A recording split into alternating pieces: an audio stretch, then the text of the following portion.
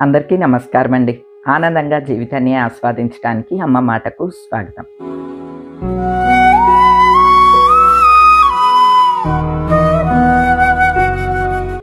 శ్రావణ మాసం వస్తోంది అని అంటే మన ఆడవాళ్ళందరికీ చాలా ఒక పెద్ద పండుగ అనమాట అండి. ఈ మాసం అంతా కూడాని చక్కగా అందరూ కళకళలాడుతూ, ప్రతి ఇల్లు కళకళలాడుతూ, ఆడవాళ్ళందరూ కళకళలాడుతూ పూజలు చేసుకుంటూ ఉంటారు. పేరంటాలకి వెళతారు. అలానే వరలక్ష్మి వ్రతం రోజున చిన్నదో పెద్దదో, ఖరీదైందో ఖరీదు తక్కువదో ఏదో ఒకటి ఒక మంచి చీర ఏదన్నా కొనుక్కుని అమ్మవారి దగ్గర పసుపు కుంకంతో పాటు పెట్టుకుని, తోరం పెట్టుకుని, అంతో ఇంతో బంగారం కూడా కొనుక్కుని పెట్టుకుంటామండి. వస్తువుగా అట్లాగా వీలవ్వకపోయినా చిన్న రూపైనా సరే పెట్టుకుంటూ ఉంటాం కదా. నాకు ఎప్పుడూ ఉందండి ఆ అలవాటు. వీలైతే వస్తువు చేయించుకుంటే వస్తువు అమ్మవారి దగ్గర పూజలో పెట్టుకోవటం. ఒకవేళ వస్తువుకేమీ వీలవ్వలేదనుకోండి, చిన్న రూపైనా సరే, అంటే రూపు తెలుసు కదండీ, లక్ష్మీ కాసు అంటాం కదా, ఒక గ్రామ్ పెట్టి ఒక రూపన్నా తీసుకోవటం అలవాటు అనమాట. ఆ రూపుల్ని జాగ్రత్తగా భద్రపరిచి ఉంచుతాననమాట అండి. అది ఒక అర డజనో, 7, 8 మాకు 8 లెక్క. 8 కాయిన్స్ అయినాయి అనుకోండి. 8 గ్రాములంటే మాకు కాసు. అంటే ఒక నవర్స్ అనమాట. 8 అయినప్పుడల్లా మారుస్తూ ఉండేదాన్ని. ఈ ట్రిప్పు ఒక 10 కాయిన్స్ అయినయి, ఏమీ మార్చలేదనమాట అండి. అయితే మొన్న నేను హైదరాబాద్ వెళ్ళినప్పుడు, నా మేనకోడలు గృహప్రవేశానికి వెళ్ళినప్పుడు, మా కజిన్ అక్క కూతురు నెక్లెస్ పెట్టుకుని వచ్చిందనమాట అండి. అది చూడంగానే నాకు ప్రాణం లేచొచ్చినట్లు అయ్యిందండి. ఎందుకంటే అది 100 ఏళ్ల క్రితం మోడల్ అండి ఆ నెక్లెస్. ఈ నెక్లెస్ ఇంకా నీ దగ్గర ఉందా సిరి అని చెప్పి వెంటనే ఫోటో తీసుకున్నాననమాట. సంధ్యకి చూపించి, అమ్మ నాకు ఇది చేయించు అని చెప్పాను. ఎందుకంటే అది పెద్ద వెయిట్ ఉండదు. కానీ మోడల్ మాత్రం 100 ఏళ్ల క్రితం ఉందన్నమాట అండి. నాకు చాలా ఇష్టం. చిన్నప్పటి నుంచి ఆ నెక్లెస్ చూస్తూ ఉండటం మీదట అనుకుంటా చాలా ఇష్టం అనమాట అండి. అయితే సంధ్య అది చేయిస్తాను అని అన్నది. మొన్న పర్ణశాల గృహప్రవేశానికి వచ్చినప్పుడు సంధ్యకి నేను నా దగ్గరున్న రూపులు ఇచ్చాను. అలానే రమ్యకి నేను పెళ్లిలో బుట్టలు ఇచ్చానండి. అంటే పెళ్లిలో కాదు, ఎప్పుడో 2005లో చేయించాను ఆ బుట్టలు. అడుగున పూసలుండి బుట్టలు చేయించి కాలేజీకి అలా కూడా, అంటే తన సెట్ మీద అన్నమాట అండి. ఆ బుట్టలు పెట్టుకుంటూ ఉండేది. అయితే అవి నేను పెళ్లిలో రమ్యకి ఇచ్చాను. ఇస్తే అవి బ్లాక్‌గా అయినాయి అనమాట అండి. అమ్మ ఇవి నల్లగా అయినాయి, నేను పెట్టుకోవట్లేదు అని చెప్పి ఇక్కడికి తీసుకొచ్చేసింది. సంధ్య చేతికి ఇచ్చాము. అమ్మ నువ్వు కూడా ఇవి కూడా మార్చేసేసేయి, చెల్లికి కూడా తనకి ఏది కావాలంటే అది కొనిపెట్టమ్మా అన్నాను. సంధ్య మొన్న పన్నా జ్యువెలర్స్‌కి వెళ్ళినప్పుడు డైమండ్ నెక్లెస్‌లు చక్కగా సింపుల్‌గా పిల్లలు పెట్టుకునే విధంగా బాగున్నాయమ్మా అని చెప్పి రమ్యకి సెలెక్ట్ చేసిందనమాట. మేము వీడియో కాల్‌లో చూసాము, బాగున్నది. ఈ బుట్టలు ఉన్నాయి కదండీ, బుట్టల్ని అక్కడ చెడగొట్టడానికి ఇస్తే అవి నాన్ కేడియం అనమాట అండి. 12 గ్రాములకి చేయించాను అప్పుడు. 18 క్యారెట్ గోల్డ్ ఉన్నదంటండి దానిలో. 18 క్యారెట్. నేను పే చేసిందేమో 22 క్యారెట్టే. ఇదివరకంతా 22 క్యారెట్టే కదండీ. కానీ ఆ గోల్డ్ మాత్రం 18 క్యారెట్టే ఉన్నదంటండి. నా నెక్లెస్ ఏమో తయారు చేశారు. దానికి ఇంకో ఎడిషనల్‌గా కొంచెం ఇంకో లాకెట్ కూడా యాడ్ చేయమని చెప్పాను. నాకు ఫోటో పంపిస్తే అది కూడా రెడీ అయ్యిందంటండి, వచ్చేస్తోంది. మరి రేపు గానీ, ఎల్లుండి గానీ నాకు నెక్లెస్ వచ్చేసేస్తుందనమాట. ఇప్పుడు ఎందుకు చెప్తున్నానంటే, నేను ప్రతి ఒక్క చీటీ కూడా దాచి ఉంచుతానండి. నేనెప్పుడు చెప్తాను కదా, ఏ ఒక్క కాగితం కూడా నా దగ్గర పోదు. మీకు చూపిస్తానుండండి. ఇవన్నీ ఏంటనుకుంటున్నారు? బిల్లులండి. ఇవన్నీ కూడా నా పాత నగల బిల్లులు అనమాట అండి. వేటికయ్యి ఇట్లాగా బ్యాగ్‌లో పెడతాను. అంటే పాత ఇంట్లో ఉన్నప్పుడు కొన్నాయనమాట ఇవన్నీను. ఇగోండి ప్రతి ఒక్కటి మళ్ళీ దాని మీద పేరు కూడా రాసి ఉంచుతాననమాట. ఇది పలానా వస్తువు బిల్లు అని చెప్పి చూడంగానే తెలియటం కోసం. ఇప్పుడు ఈ బుట్టల బిల్లు కూడా ఉంటది కదా, దాన్ని అసలు చూద్దాము అని చెప్పి ఇవన్నీ వెతుకుతూ ఉన్నాననమాట అండి. చూడండి, ఇదిగోండి పూసల బుట్టలు.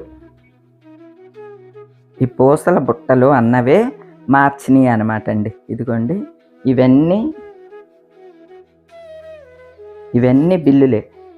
ఇదిగోండి ఇవన్నీ బిల్లులే. చిన్న వస్తువుకి కూడా నా దగ్గర బిల్లులు ఉంటాయి అన్నమాట అండి. చిన్న కాయిన్స్ కొన్నా ఉంటాయి. ఇగోండి పూసల బుట్టలు అని రాసి ఉంచాను కదా. ఎప్పుడు చేయించానండి? 29/10/2005లో చేయించానండి. సాదా బుట్టలు నికరం 12 గ్రాముల 160. తరుగు 1.5 గ్రామున్నర తరుగు వేశారండి. మొత్తం 13 గ్రాముల 660 మిల్లీలు. గాను బంగారం ఖరీదు ఎంతో తెలుసా అండి అప్పుడు? 5,150. అంటే 8 గ్రాములు. మాకు 8 గ్రాములు లెక్క, కాసు లెక్క అనమాట అండి. ఇప్పుడు కాసు 5,150. అంటే గ్రామ్ ఎంతో తెలుసా అండి? 642 రూపాయలు, 43 రూపాయలు, 650 లోపే అనమాట. దానికి బంగారం ఖరీదు ఇదిగోండి ఇంత అయింది. తర్వాత మజూరీ ఇంత అయింది. మొత్తం 9,000 అయిందండి. 443 ఎంతో తీశారు. 8,600 అయింది. ఆ రోజే 5,000 కట్టేసేసాను. తర్వాత 3,600 పంపించాను, అయిపోయింది. అంటే 13.660 మిల్లీ. ఇందులో పోనీ 1.5 గ్రామున్నర తీసేయండి తరుగు కదా. 12 గ్రాములు నికరా కదా. 12 గ్రాముల నికరాకి నేను కట్టిందేమో 22 క్యారెట్ రేటు నేను కొన్నది. ఇది అనమాట అండి ఆ బిల్లు. అసలు ఏంటా చూద్దాము ఇంతలాగా ఎలా వచ్చిందా అని చెప్పి బిల్స్ అన్ని ఎతికితే బిల్లు కనిపించింది కదా. 12 గ్రాముల చిల్లర నికరం అనమాట అండి. ఇంకా ఏంటి తరుగు మజూర్లు అవి తీసేయంగా 12 గ్రాముల నికరానికి నేను 22 క్యారెట్ రేటుకి కొంటే అది వేల్టి రోజున 18 క్యారెట్ వచ్చిందండి. ₹1,00,000 వచ్చింది క్యాష్. ఏదైనా సరే మనం పన్నా జ్యువెలర్స్లో వస్తువు చెడగొట్టామనుకోండి చాలా నమ్మకంగా ఉంటుందన్నమాట. ఆ వస్తువులో ఎంత ప్యూరిటీ ఉంటే అంత మనకి ఖచ్చితంగా వచ్చేస్తుంది. ఎందుకంటే అది మాన్యువల్గా కాదు, కంప్యూటరైజ్డ్ మిషన్ ద్వారా కాబట్టి అసలు ఎటువంటి ఫ్లా జరగటానికి ఉండదు అనమాట అండి. అంత ఎందుకంటే నేను కాయిన్స్ ఇచ్చాను, అప్పుడొకటి కొన్న నా కాయిన్స్ చక్కగా వాటి విలువ వాటికి వచ్చింది. 22 క్యారెట్ తీసుకున్నాను అనమాట. ఎందుకంటే మనకి 24 క్యారెట్లో అనుకోండి కాయిన్గా తేల్చరు, ముక్క పెట్టుకోవాల్సి వస్తుంది, చిన్న ముక్క. గ్రామ్ అనుకోండి ఇంత ముక్క వస్తుంది, అదేటన్నా పోద్దినని గ్రాము కొనుక్కున్నప్పుడు మాత్రం కాయిన్సే కొనుక్కుంటూ ఉంటాను అనమాట అండి నేను. ఆ కాయిన్స్ చక్కగా వచ్చినాయండి గోల్డ్. ఈ వస్తువు బుట్టలు ఏవైతే చేయించానో ఇవి మాత్రం మామూలుగా దెబ్బడలేదు అనమాట అండి. ₹1,00,000 వచ్చింది. నిజానికి 1,56,000 పోనీ 6,000 ఈ చిల్లరలో గట్రాలు అన్నీ తీసేసిన 1,50,000 అన్నా వేసుకోవాలి కదండి. 1,50,000కి గాను ₹1,00,000 వచ్చిందండి. పన్నా జ్యువెలర్స్లో డైమండ్ నెక్లెస్ చూసామన్నమాట అండి. వీడియో కాల్లో నేను రమ్య చూసాము. సంధ్య షాపింగ్కి వెళ్ళినప్పుడు సెలెక్ట్ చేసింది. 1,50,000 అయ్యిందండి. సర్లేమ్మా అవి 1,00,000 వచ్చినాయి కదా, 50,000 నేను ఇస్తాను అని రమ్య అంటే నేను ఒప్పుకోలేదండి. ఎందుకంటే అవి నేను చేయించిన బుట్టలు కదా, నా నుంచి వెళ్ళిన బుట్టలు కదా, ఎందుకు మళ్ళీ బాగోదు అని చెప్పి లేదమ్మా అవి నేనే ఇస్తానులే అని చెప్పాను. ఇంతకి దరిమిల నాకు 50,000 నష్టం అనమాట అండి. అంటే ఆ బుట్టలు నేను కొన్న అలా 22 క్యారెట్ కనుక వచ్చుంటే దానికి సరిపోయేది. 18 క్యారెట్టే ఉన్న మీదట 50,000 నష్టపోయాను. నాకు అదే ఆశ్చర్యం వేస్తుంది. నేను అప్పుడొకటి కొన్న కాయిన్స్ ఏమో చక్కగా బంగారం వచ్చింది, ఇవేంటి వస్తువు ఎలా అయ్యింది నన్ను అనుకున్నాను. ఇదంతా ఎందుకు చెప్తున్నానంటే మనం రకరకాల చోట్ల వస్తువులు చేయిస్తూ ఉంటాం. పూర్వం అయితే నాన్ కేడిఎం అండి, హాల్ మార్కులు లేవు, నాన్ కేడిఎంలు లేవు, ఏమీ లేవు, ఇట్లా అనమాట. కానీ ఇంతలాగా నేను ఇదే ఫస్ట్ 18 క్యారెట్ వస్తువు నేను చేయించానా అని ఆశ్చర్యపోతాను. ఇప్పుడు వరకు ఎప్పుడూ లేదన్నమాట అండి.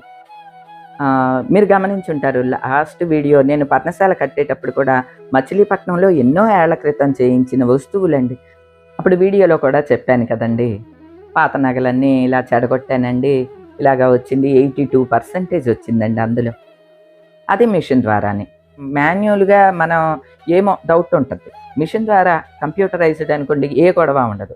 ఆ విధంగా మిషన్ ద్వారానే కంప్యూటరైజ్డే కాబట్టి అందులో 82 వచ్చింది నేను చెప్పాను. నాకు క్యాష్ కూడా బాగా వచ్చిందండి. పర్ణశాల కట్టేటప్పుడు దాన్ని తీసేయాల్సి వచ్చిందనమాట. తక్కువలో అమ్ముంటే నేను నష్టపోయేదాన్ని. ఇప్పుడు నాకు డబ్బులు అవసరం కాబట్టి ఇప్పుడు ఇచ్చేసేస్తే నాకు బాగా వచ్చినాయి మనీ అని వీడియో కూడా పెట్టాను కదండి. అలాగా ఎన్నో ఏళ్ల క్రితం చేయించుకున్న ఆ నగలు కూడా బాగున్నాయండి. నేను ఈ మధ్య కాలంలో పాత నగలు కొన్ని వేసుకొని ఇరిగినవి, బొరిగినవి ఇటువంటివన్నీ చెడగొడుతూ ఉన్నాను. ఏదో ఒక నచ్చిన వస్తువు తీసుకుంటూ ఉన్నాం కదా! అవి కూడా చక్కగా వచ్చిందండి గోల్డ్. ఇదేనండి ఫస్ట్ ఇలాగా 18 క్యారెట్‌గా రావటం. మనం ఏదన్నా వస్తువు మనకి చాలా నమ్మకం వీళ్ళ దగ్గర అని చెప్పి చేయించుకుంటూ ఉండేవాళ్ళం కదా! ఇదివరకు మామూలుగా షాపులు అట్లా కాకుండా వ్యక్తుల దగ్గర చేయించుకునేవాళ్ళం కదా! ఇప్పుడైనా చేయించుకోండి. మీకు నమ్మకం ఉన్న దగ్గర చేయించుకోండి. కానీ వస్తువు చేయించుకున్న తర్వాత ఒక్కసారి టెస్ట్ చేయించుకోండి. అదనమాట నేను చెప్పేది. టెస్ట్ చేయటానికి ఇందులో ఎంత పర్సెంటేజ్ గోల్డ్ ఉన్నది అని టెస్ట్ చేయటానికి చాలా షాపులు ఉన్నాయి. చాలా మెషినరీ ఉన్నది. కంప్యూటర్స్ కూడా ఉన్నాయి. ఒకసారి కనుక్కోండి. అట్లా ఎందుకైనా మంచిది టెస్ట్ చేయించుకోవటం బెటర్. ఇక పెద్ద షాపుల్లో అనుకోండి హాల్‌మార్కు తర్వాత ఇది కేడీఎం అతుకు, హాల్‌మార్కు ఇవన్నీ ఉంటాయి. సర్టిఫికేట్ ఉంటుంది. మన దగ్గర గొడవ ఉండదు. నేను అందుకనే ఈ మధ్య కాలంలోనండి అసలు ఈ గొడవంతా పడలేక పన్నా జ్యువెలర్స్‌లో నాకు నమ్మకంగా ఉన్నాదండి. వస్తువు కూడా ఎంత లైట్ వెయిట్‌లో చేయించుకున్నా సరే చక్కగా స్ట్రాంగ్‌గా ఉంటుంది. అందుకనే పన్నా జ్యువెలర్స్‌లో సంధ్య వెళ్తుంది కదా! తనే వెళ్ళినప్పుడు వీడియో కాల్‌లో సెలెక్ట్ చేసుకుంటున్నాను. నా నెక్లెస్ కూడా రెడీ అయిపోయిందంటండి. అంటే నేను దానికి కొన్ని మార్పులు చెప్పాననమాట. ఇంకొక లాకెట్ అడిషనల్‌గా వేయమని చెప్పాను. అందువల్ల లేట్ అయింది. అది కూడా రెడీ అయిపోయిందంటండి. నాకు ఇంటికి వచ్చేసేస్తది. పన్నా జ్యువెలర్స్‌లో మనం ఎక్కడి నుంచైనా ఆర్డర్ చేసుకుంటే ఇంటికి పంపిస్తారు కదా! అట్లనే రేపో ఎల్లుండో వచ్చేసేస్తది నా నెక్లెస్. వచ్చిన తర్వాత చూపిస్తాను. రమ్య నెక్లెస్ రమ్యకెళ్ళింది. రమ్య ఏమో డైమండ్ నెక్లెస్ తీసుకున్నదనమాట అండి. చిన్నదే. ఏవండీ గోల్డ్ కన్నా ఇప్పుడు డైమండ్ నెక్లెస్‌లు బెటర్ అండి. ఒకవేళ మీకు డైమండ్ నెక్లెస్ ఇష్టంగా ఉన్నది అనంటే ఇప్పుడు ట్రై చేయండి. ఎందుకంటే గోల్డ్ కూడా మనం ఇప్పుడు 22 క్యారెట్ గోల్డ్ ఈ రేట్‌లో ఇప్పుడు 13,000 చిల్లర రేట్‌లో కొన్నామనుకోండి. గోల్డ్‌ది అంటే 10 గ్రాములు, 12 గ్రాములకి చిన్న నెక్లెస్ వస్తది కదా! అదే ఖరీదుకి డైమండ్ నెక్లెస్ వస్తుంది కాబట్టి నాకది కూడా నచ్చింది. రమ్య తీసుకున్నది కూడా. రేపు నా నెక్లెస్ వచ్చిన తర్వాత అందులో చూపిస్తానులెండి. సంధ్య ఆల్రెడీ వీడియో కూడా పెట్టింది. ఏది ఏమైనా సరే గోల్డ్ విషయంలో జాగ్రత్తగా ఉండండి. మనం రూపాయి పోగేసి బంగారం కొనుక్కుంటూ ఉంటాము. అవి చక్కగా అలంకరించుకుంటూ ఉంటాం కదా! అవి అవసరమైనప్పుడు చెడగొట్టినప్పుడు మనకి ఇలాంటిది ఏదన్నా జరిగితే బాధగా ఉంటుంది కదా! అందుకనే మీకు చాలా నమ్మకం ఉన్న దగ్గర ట్రస్టెడ్ షాపుల్లో మాత్రమే గోల్డ్ తీసుకోండి. మీకు నమ్మకమైన వ్యక్తుల దగ్గర వస్తువు చేయించుకున్నప్పుడు కూడాని ఒక్కసారి టెస్ట్ చేయించుకోండి. వేరేగా అనుకోవద్దమ్మా. ఇది అంటే ఈ వర్క్ చేసేవాళ్ళు వాళ్ళకి కోపం వస్తదేమో. ఇందులో కోపం ఏమి తెచ్చుకోవద్దండి. మీరు వర్క్ చేస్తున్నారు. మేము చేయించుకుంటున్నాం. వస్తువుల్ని చేయించుకుంటున్నాము. ఆ నమ్మకాన్ని కలిగించడం ద్వారా ఇంకా మీకు మంచి పేరొస్తది. అమ్మ మీరు ఒకసారి ఎళ్లి టెస్ట్ చేయించుకోండి వస్తువు. ఇగోండి ఎంత నికరంగా వచ్చిందో అని మీరు చెప్పారనుకోండి. మీకు ఎంతో మంచి పేరొస్తది. ఇంకో 10 ఆర్డర్‌లు కూడా వస్తాయి. మరోలాగా అనుకోకండి. ఒకసారి దెబ్బతిన్న మీదట నేను ఈ మాట చెప్తూ ఉన్నాననమాట. ఇదే ఫస్ట్ టైమ్ అండి ఇలా జరగటం నాకు.